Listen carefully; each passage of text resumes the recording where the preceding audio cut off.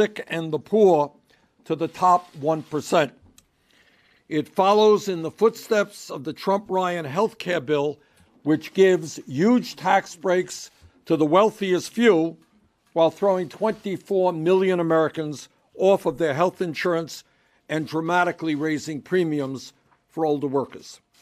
This is a budget which says that if you are the richest family in America, the Walton family, you can get up to a $53 billion tax break through the repeal of the estate tax. $53 billion tax break. But at the same time, it says that if you are a lower income senior citizen, you will not be able to get the one nutritious meal a day you now receive through the Meals on Wheels program or the help you desperately need if you are disabled. This is a budget that says that if you are the second wealthiest family in America, the Koch brothers family, a family that has contributed many hundreds of millions of dollars into the Republican Party, you may get up to a $34 billion tax break. But at the same time, if you are a working class student trying to figure out how you could possibly afford college, your dream of a college education will evaporate because of major cuts to student financial assistance programs. This is a budget which says that if you are a member of the Trump family, you may receive a tax break of up to $4 billion. But if you are a child of a working class family, you could well lose the health insurance you currently have through the Children's Health Insurance Program and massive cuts to Medicaid. At a time when we remain the only major country on earth not to guarantee health care to all, this budget makes a bad situation worse in terms of health care. In other words, this is a budget that provides massive tax breaks for billionaires and corporate CEOs and massive cuts to programs that tens of millions of struggling Americans depend upon. When Donald Trump campaigned for president, he told the American people that he would be a different type of Republican, that he would take on the political and economics establishment, that he would stand up for working people, that he understood the pain that families all across this country were experiencing.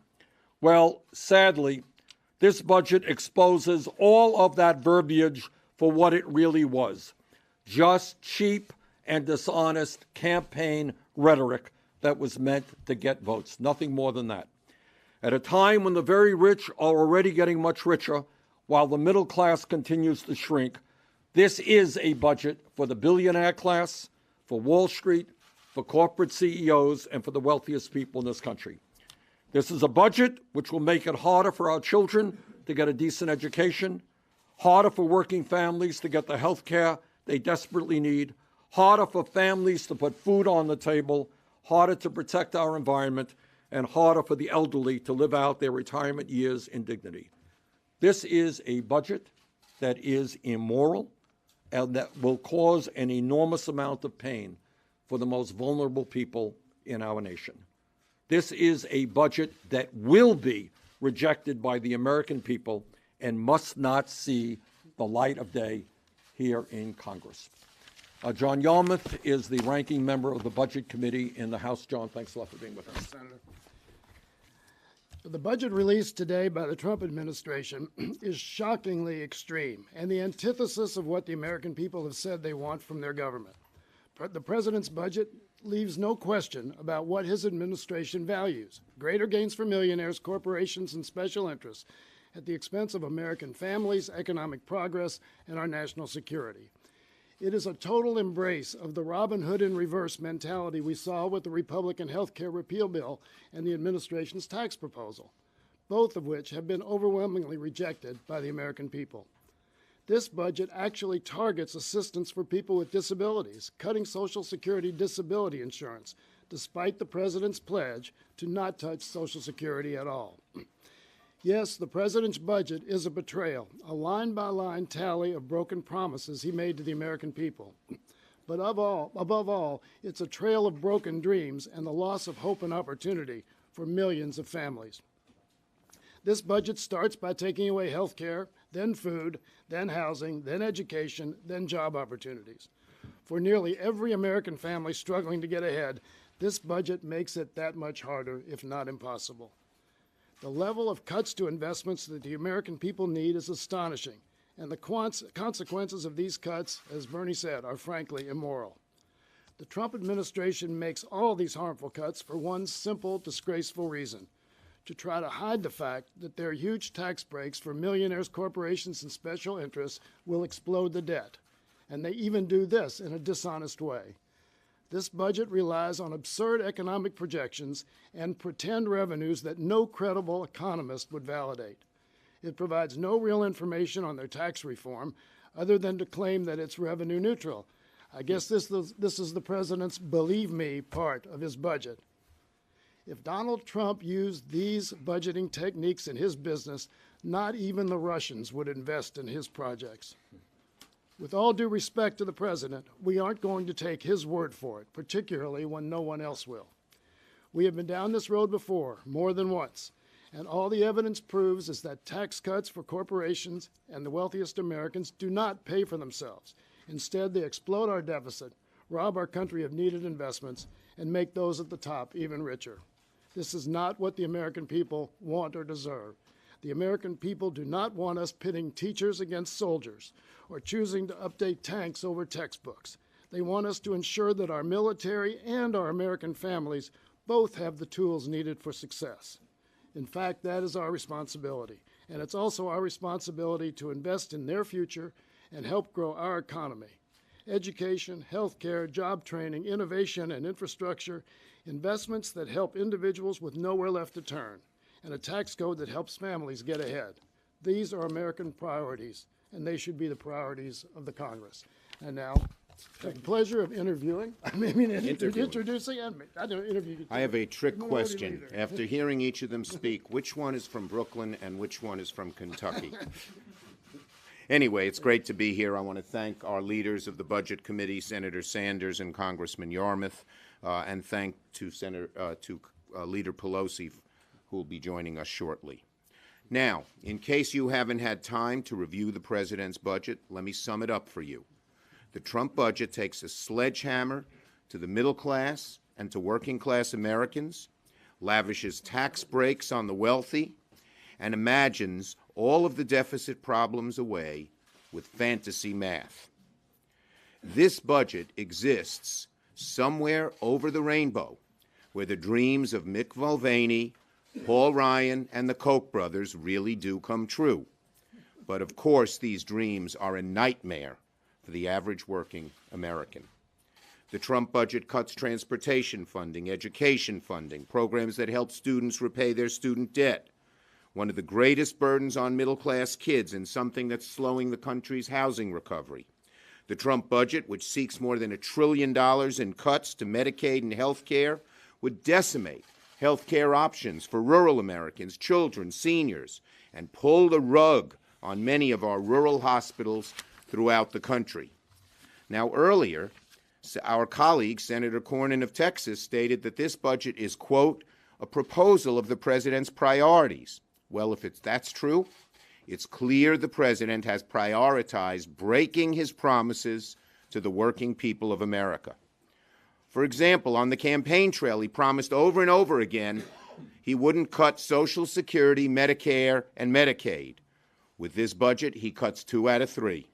He cuts Social Security disability benefits and cuts Medicaid by $1 trillion. The great irony of the Trump agenda is it hurts many of the people who supported him in the campaign. There is no clearer example of this irony than his budget. When you add it all up, the Trump budget is comic book villain bad, and just like comic books, it relies on fantasy to make all the numbers work. It's the kind of budget you might expect from someone who is rooting for a government shutdown. I'm optimistic it'll be roundly rejected by both parties here in the Congress. The way that we can reach a funding agreement in September is to do what we did last month, work together on a bipartisan basis, reject this extreme budget, Tell President Trump and Mick Mulvaney to stay out of the negotiations and come up with a plan that will help the American people and create jobs here at home. Leader Pelosi. Thank you very much, Leader Schumer. It's an honor to be here with you and the distinguished ranking member of the Senate Budget Committee, as well as the distinguished ranking member of the House Budget Committee. I associate myself with their remarks, which I heard by phone on the way over. Here we are. President Trump's budget is a stark showcase of President Trump's broken promises to America's hardworking families. Jobs. As his own words, the president promised he would be the greatest job producer that God ever created.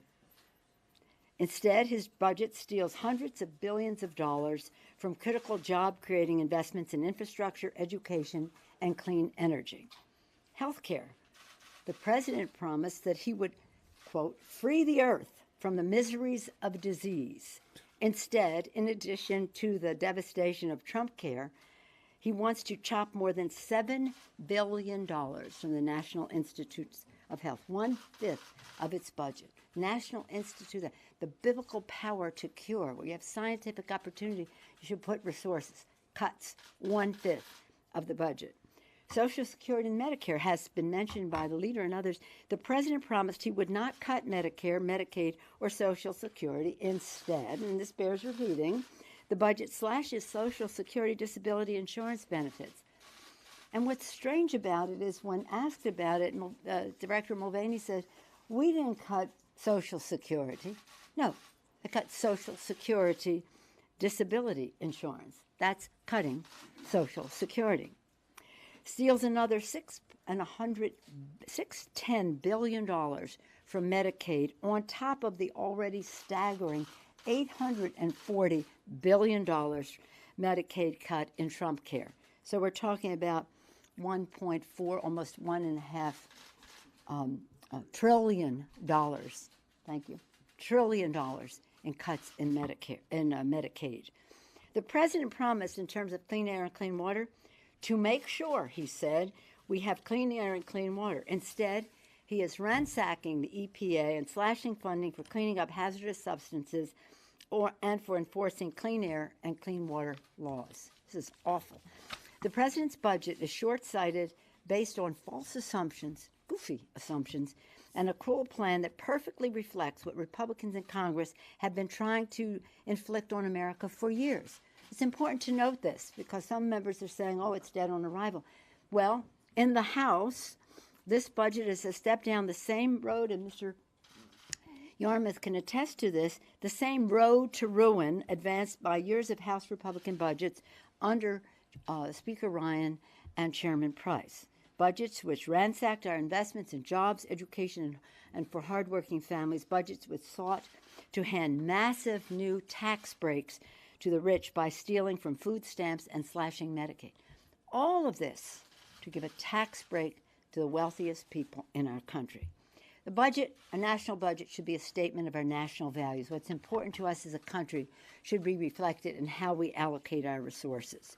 This budget fails to recognize that education is the greatest investment we can make in people reaching their aspirations and keeping America number one. And he also fails to recognize that nothing brings more to the Treasury than the education of the American people, early childhood, K through 12, higher education, lifetime learning. Nothing brings more money to the Treasury to reduce the deficit. So it's a false economy. It's one of the dumbest budget moves, with stiff competition, mind you, but one of the dumbest budget moves they can make. President Trump's budget shows that he does not value the future of our seniors, children, and our working families, and it should be rejected. Thank you, Mr. Leader. I gotta go. Any questions? Yeah. Thank you. Can we talk for a moment about, you and I spoke yesterday about this, you said that you didn't think any sane Republican, your words, would vote for this. Do you feel, though, that because this budget is so extreme now that you all have seen this, that there's any chance that Republicans will do this because they talk about, well, this is going to squeeze us on appropriations, it's going to make it hard to pass the appropriations bills, and the rhetoric we're hearing from them is that it's, this is dead on arrival too. I mean, that must give you guys some buoyancy. Look, I mean, if I'm a Republican member of the House, do you really think I am looking forward to going home to whatever state I came from and say, yeah, I just voted for incredibly large tax breaks for billionaires. Oh, by the way, we're going to cut Head Start and child care and after-school programs and health care and education. I certainly, I don't know too many sane Republicans who want to go home to that dynamic. John, did you want to add something to that? Well, a perfect example, he's slashing SNAP proposes slashing SNAP by $193 billion. We have 800,000 families in Kentucky who utilize food stamps, and a great number of these people are kids.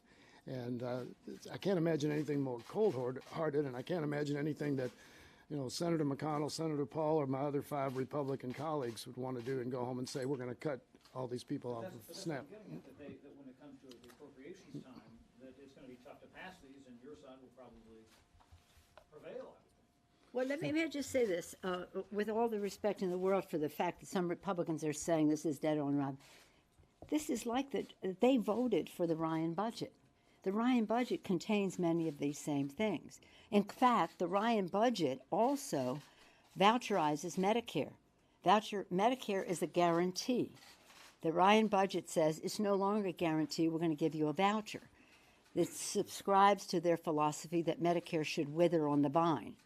So when we're talking about Social Security, Medicare, and Medicaid, this is a killer for the American people, literally a killer. And as long as the public is aware of what is in these budgets, and that's the important point, they have to know there is a price to pay in terms of public opinion if they would vote for this. But they all did already vote for the Ryan budget, so they've gone down this path before because they're deconstructionists. They don't believe in governance and they don't believe in science, so they don't feel compelled to do any of these things. Is there anything in here that you see that you can work with the White House on? Well, I think what is a good start, but totally inadequate in terms of its funding, is movement toward paid family and medical leave. The United States of America remains today the only major country on earth that does not guarantee paid family and medical leave. The funding for this proposal is minuscule compared to what the needs are. But I'm glad that the Trump administration recognizes the need for us to join not only major countries around the world, but many very poor countries as well. Maybe one last question. Yes, sir. Previously, Republicans like to bring up the Obama budget to have a vote on the Senate floor just to show there wasn't support for it. If this budget is as bad as you say it is, and the Republican reaction is as bad as you say it is, do you plan on trying to do that tactic this time? That may well be a possibility. Okay. Thank you all very much. Thank you. Senator Sanders, your sense of what your opinion